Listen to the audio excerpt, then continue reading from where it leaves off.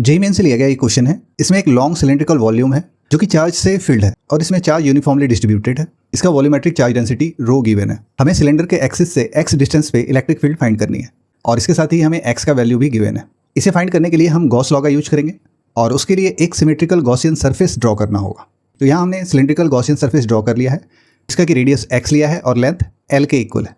According to Gauss law electric flux जो कि E a cos theta होता है that is equal to q enclosed upon epsilon not.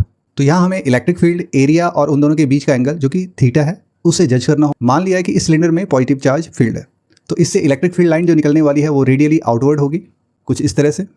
इसके circular portion पे भी हम देखें तो ये रेडियली आउटवर्ड होगी और बॉटम पे भी रेडियली आउटवर्ड ही होगी।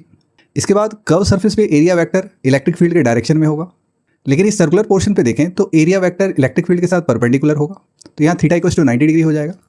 सेम केस बॉटम पे भी होगा, इलेक्ट्रिक फील्ड और एरिया वेक्टर के बीच का एंगल 90 डिग्री होने वाला है। तो इन दोनों सर्फेसेस पे हमें इलेक्ट्रिक फ्लक्स फाइंड नहीं होगा क्योंकि cos 90 का वैल्यू 0 होता है, इससे ये इंटायर टर्म 0 हो जाएगा। हमें इलेक्ट्रिक फ्लक्स मिलेगा तो केवल कर्व सरफेस एरिया पे जहाँ पे थीटा का वैल्यू 0 डिग्री है। ओके, तो कर्व सरफेस एरिया के लिए इलेक्ट्रिक फ्लक्स हम लिखते हैं जो कि होगा electric field into curve surface area जो कि होगा 2 pi r equals to x given है इस केस में। तो यहाँ x ले लेते हैं और length of the cylinder l लिया है हमने। ओके, और cos थीटा की जगह cos 0 लेंगे, इसका वैल्यू 1 होता है that is equals to q enclosed upon epsilon naught. अब यहाँ पे हमें वॉल्यूमेट्रिक चार्ज डेंसिटी दे के रखा है जो कि रो के इक्वल है और वॉल्यूमेट्रिक चार्ज डेंसिटी इक्वल होता है चार्ज अपॉन वॉल्यूम। तो वॉल्यूम यहाँ सिलेंडर का लेना है तो सिलेंडर का वॉल्यूम होगा पाई r स्क्वायर h, r हमारा x है तो x स्क्वायर और लेंथ हमने l ले रखा है। ओके, अब यहाँ से q को फाइंड किया जा सकता है जो कि होगा rho into pi x square l।